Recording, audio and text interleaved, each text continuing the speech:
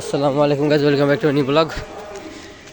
আসলে weather update দেখেন, এই অবস্থা দিনের ভিতরে। আসলে যে আমি যে ব্লগটা করব, হ্যাঁ মানে একটা টাইম খুঁজতেছিলাম যে বৃষ্টিটা হবে,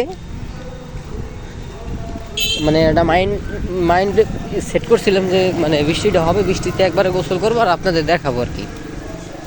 যে গাইজ আসলে অবশেষে এই বৃষ্টিটা হলো, কিন্তু আসলে আল্লাহর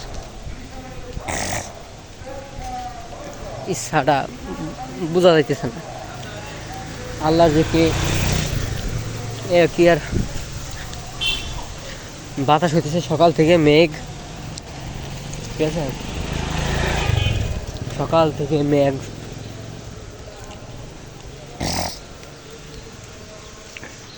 বৃষ্টি বলতে একবার জাস্ট যখন পড়তেছিলাম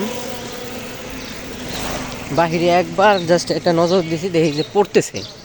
আমি মনে করছিলাম যে একটু মানে স্পিড বাড়বে, একটু পর দেখলাম যে একটু পর 5 মিনিট পর রোদ উঠে গেছে, বৃষ্টি থাইমে। তারপরে এই যে বৃষ্টি হয় না, আবার এই যে রোদ ছড়ে, আবার এই যে মেঘ হলো। যাই হোক, তারপরও ওয়েদারটা একটু ঠান্ডা ঠান্ডা হয়ে গেছে। আল্লাহর রহমত, আলহামদুলিল্লাহ। সবাই শুকর আলহামদুলিল্লাহ বলবেন। অবশেষে আল্লাহর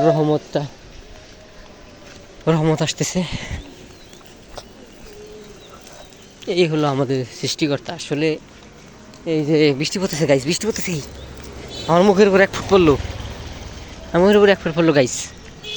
যাই হোক, যেটা বলতেছিলাম যে আসলে আমাদের সৃষ্টিকর্তা, আমরা এত গুনাহ করি, এত কিছু করি, আমাদের যদি গুনাহ মাপা হয়, আমাকে তো আমরা এগুলো থাকবো না, ওইগুলো থাকবো না। কিন্তু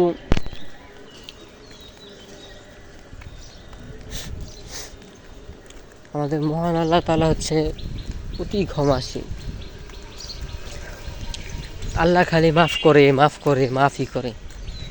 এই যে এত গরম, এত তাপ, এত গরম ছিল, মানে সহ্য করার মতো না। এই যে গরমে কত মানুষ মারা গেল, কত যে এই হিট স্ট্রোকে মারা গেল।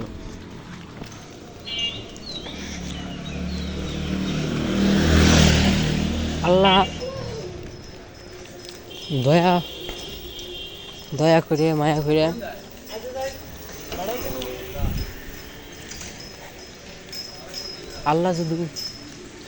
আল্লাহর ইচ্ছা না থাকলে আল্লাহ হলে আরো বাড়াই দিত তাপমাত্রা। দাদা করে নেই।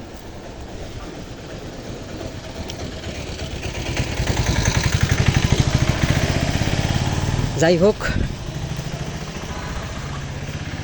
সবাই আল্লাহর পথে থাকার চেষ্টা করবেন, দিনের পথে, আল্লাহর পথে। বেশি বেশি নামাজ কালাম পড়বেন, যেন এই সব গজব না দেখা লাগে চোখে। আর দোয়া করেন যেন আল্লাহ আমারও হেদায়েত দেয়, আমিও যেন পড়তে পারি। এই তো গাইস, বৃষ্টি মনে হয় পড়তেছে। আসলে এই নষ্ট ক্যামেরায় বোঝা যাইতেছে না, বৃষ্টি আমি পড়তেছে, আমি ফিল করতেছি 1 ফোঁটা 2 ফোঁটা করে।